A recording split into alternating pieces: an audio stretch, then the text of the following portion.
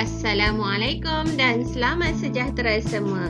Apa khabar anda semua pada hari ini? Diharap anda semua dalam keadaan baik dan sihat. Anda sudah bersedia untuk memulakan pembelajaran hari ini? Anda bersama dengan Ustazah Asna. Hari ini kita akan belajar apa itu konflik. Konflik ialah suatu reaksi yang tidak spesifik oleh diri seseorang disebabkan oleh sesuatu bebanan yang menimpanya. Dalam erti kata lain, konflik ini adalah krisis, masalah dan juga stres.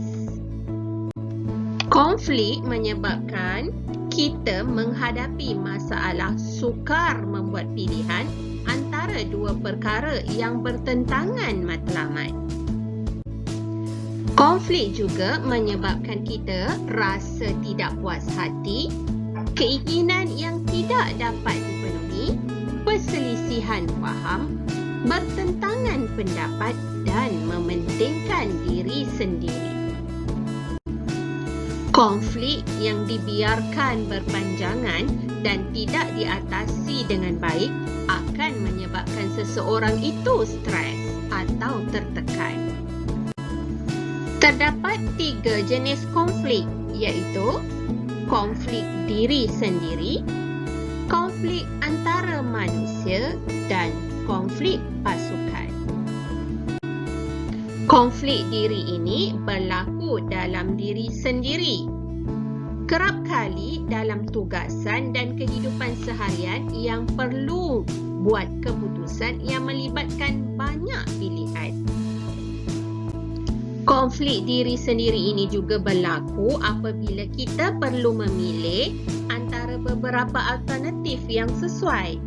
Dan yang paling penting, kita perlu pertimbangkan kesan positif dan negatif sesuatu keputusan dan pilihan kita. Konflik antara manusia atau konflik interpersonal berlaku akibat sumber yang tidak mencukupi, percanggahan pendapat dan persepsi dan tersalah anggap. Contoh, konflik yang berlaku di antara adik-beradik dan keluarga. Konflik interpersonal ini melibatkan hubungan manusia, terutamanya apabila mereka perlu berkomunikasi dan bekerja bersama untuk mencapai matlamat yang sama tetapi berlainan peranan, tanggungjawab dan keperluan. Konflik pasukan pula ialah konflik yang tercetus antara satu pasukan dengan pasukan yang lain, umpamanya dalam kumpulan belajar sebab bercanggah pendapat atau pandangan. Punca berlakunya sesuatu konflik biasanya disebabkan oleh perbezaan pendapat, budaya atau kepentingan, kurang kasih sayang, salah faham, keinginan tidak dipenuhi, persaingan, mementingkan diri sendiri, inginkan kesempurnaan dan tidak menghormati hak orang lain. Kesan konflik boleh dilihat dari sudut fizikal, mental, emosi dan perangai. Kesan konflik dari sudut fizikal ialah sering keletihan, pening kepala, susah tidur, sakit-sakit badan. Kesan konflik dari sudut mental pula, seseorang itu akan hilang tumpuan dan mudah lupa.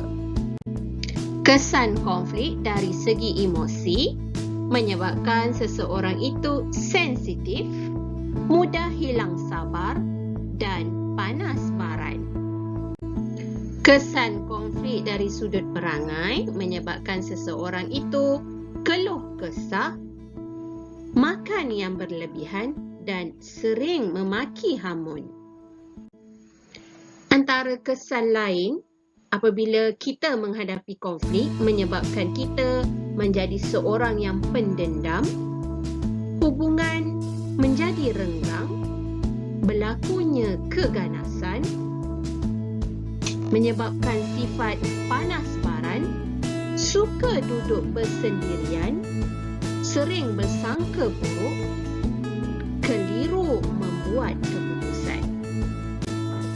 Kita perlu mengatasi masalah konflik ini dengan cara belajar untuk mengawal perasaan marah, sering bersikap terbuka jika pendapat tidak diterima, menguruskan masa dengan baik, mengutamakan perkara yang penting, beriadah dan bersenam, dapatkan nasihat daripada orang lain seperti ibu bapa, guru kaunseling, guru-guru atau pakar, sering bersikap positif, makan makanan yang seimbang, rajin beramal ibadah dan memohon doa kepada Tuhan supaya dihindarkan daripada konflik.